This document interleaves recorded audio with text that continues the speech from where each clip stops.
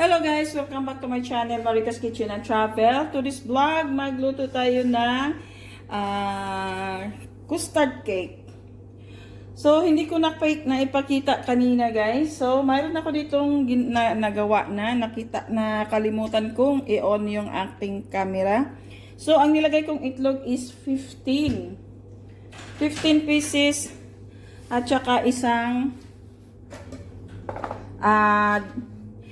condensed milk at dalawang evaporated milk.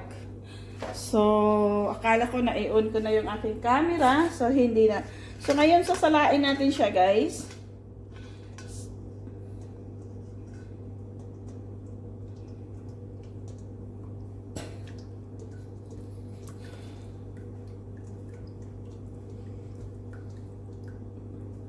So, pangalawang sala ko na, guys. Tapos, salain ko ulit, pangatlo. Para mas lalo siyang smooth. So, isa pa.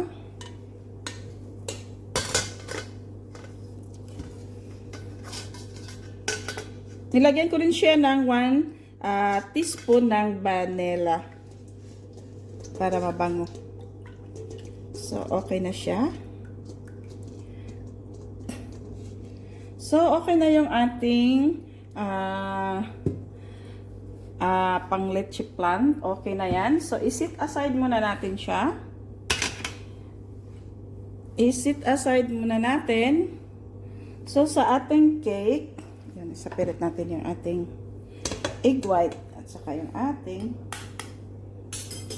ito para sa ating cake batter.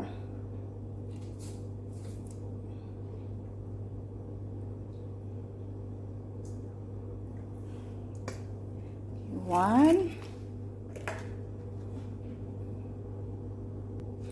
So, ito na yung ating 4 na itlog. At saka yung ating sineperate kanina na egg white. Ito yung gagawin nating meringue. Maglagay ako ng 1 cup sugar.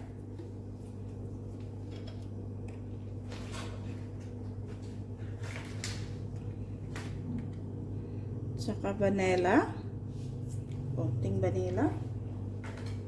Half teaspoon ng vanilla. Huwag lang damihan.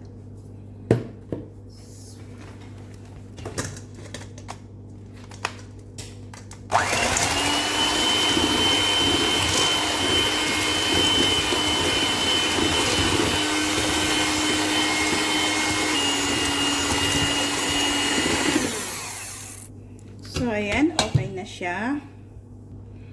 Then, maglagay ako ng 1 cup na oil.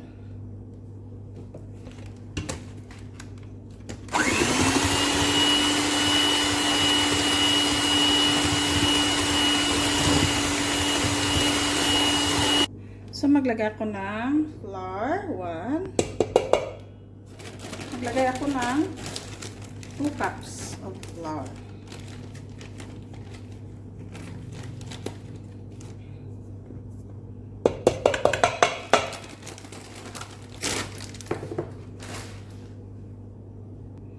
Then, 1 teaspoon ng ating baking powder. Inano ko siya guys, strain ko kasi ang daming magbubuo-buo. Kaya kailangan natin talaga siyang gamitan ng strainer. Yung flour, okay lang kasi hindi naman siya nagbuo-buo. Yung lang, yung baking powder, ayun, ang daming nagbubuo-buo.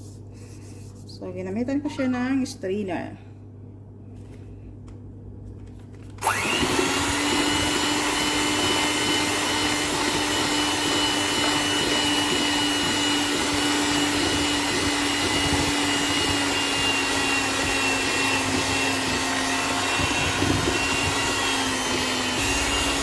So, ayan, okay na yung ating butter cake.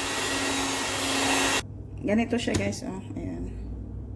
So, okay na siya. Ngayon naman yung ating meringue. So, yung ating meringue na naman yung ating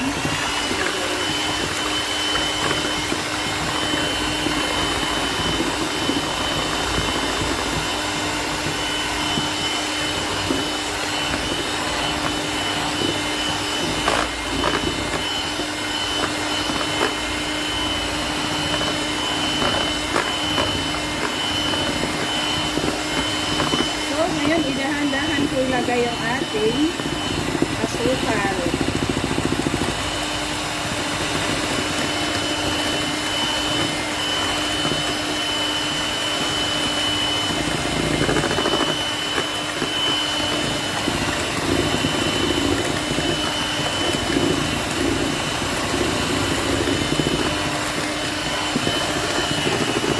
Maglagay din ako ng 1 teaspoon ng vinegar.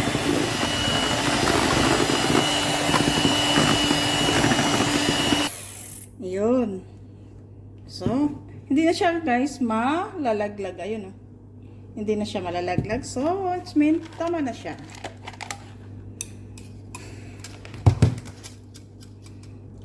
So, ngayon naman, i-add natin siya dito.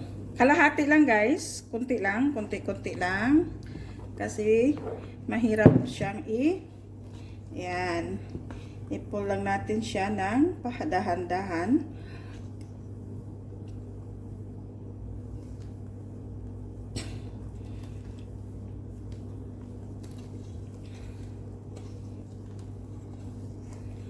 Hanggang mag-combine sila.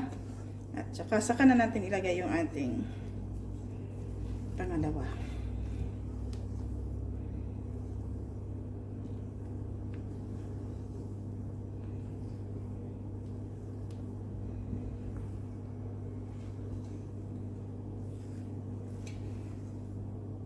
So, ilagay ko na siya lahat.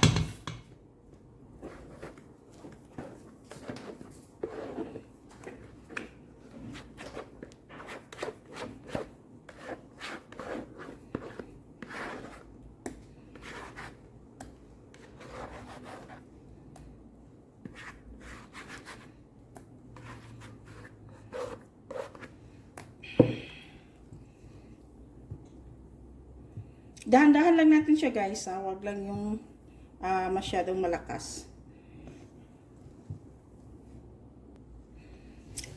So, ayun na guys, okay na yung ating butter. So, kunin natin yung ating ginawa kanina na hindi ko rin naipakita sa inyo kanina. Okay, so isi-aside na muna natin. So, ito na yung kina-realize ko kanina guys na hindi ko naipakita. Naglagay lang ako ng kalahating cup ng asukal. So, ayan na, ilagay natin yung ating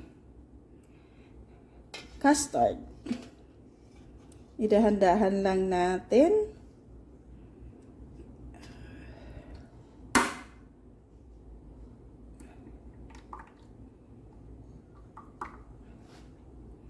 Parang magkasya kaya to. Ayan.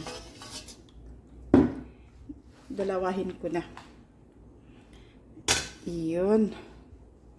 Tapos yung ating ginawang, ayan, idahan-dahan lang natin siyang ilagay.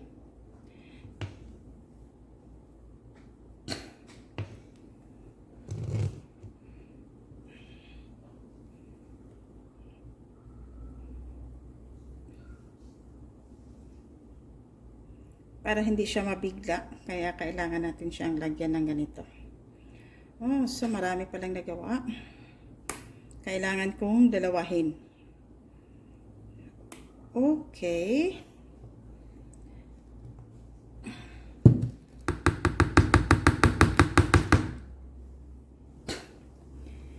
I-balance lang natin.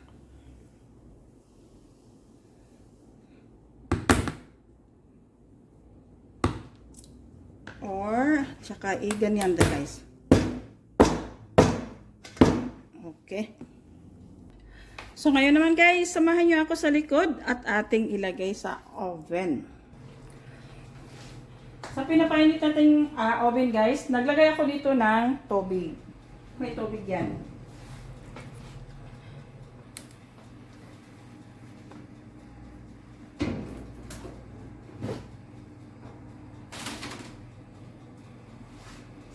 Okay, so magdagdag tayo ng tubig.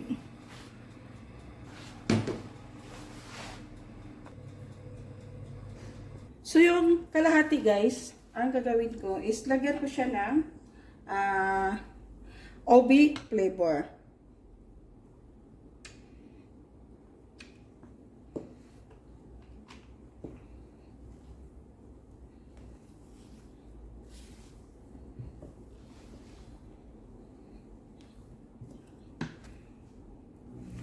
Ayan, so okay na yung ating OB flavor. So yung ating pangalawang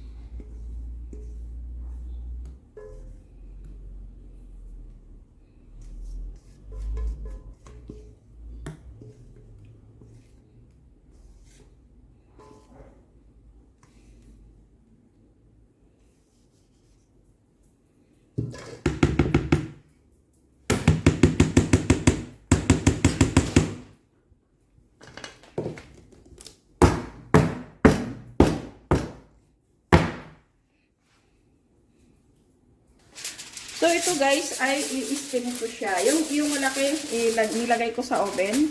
So ngayon ito ay i-steam ko. Takpan lang natin siya na aluminum foil para hindi makapasok yung tubig.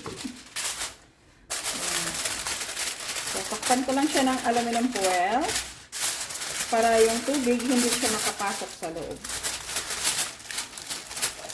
Titingnan ko guys kung alin ang mas masarap. Yung steam or yung ilalagay sa oven. So, okay. Ganda tingnan. Malapit nang maluto. So, ito na guys yung ating, palamigin muna natin siya. Ito yung naka-oven. At saka yung isa yung ating in-steam. So, ito yung ating in-steam. Palamigin ko muna guys bago ko siya i-transfer. So, ito na guys yung ating ginawang pinalamig ko na siya ng konti guys. So, saka natin siya ilipat dito sa ating tray. Wala akong ibang mapaglagyan. Kaya dito natin siya ilipat. Sana successful. Ay, 1, 2. Sana successful yung ating, ayan. So, ay naku, hindi ko pala.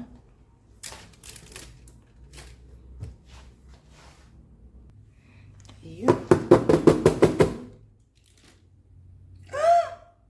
Wow!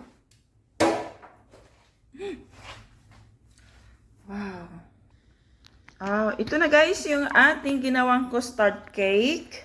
Sana magustuhan nyo ang recipe kong ito at i-like, paki-subscribe sa hindi pa nakapag-subscribe at paki-ring naman yung bell para updated po kayo sa mga susunod kong video. Thank you for watching and God bless. Merry Christmas in advance.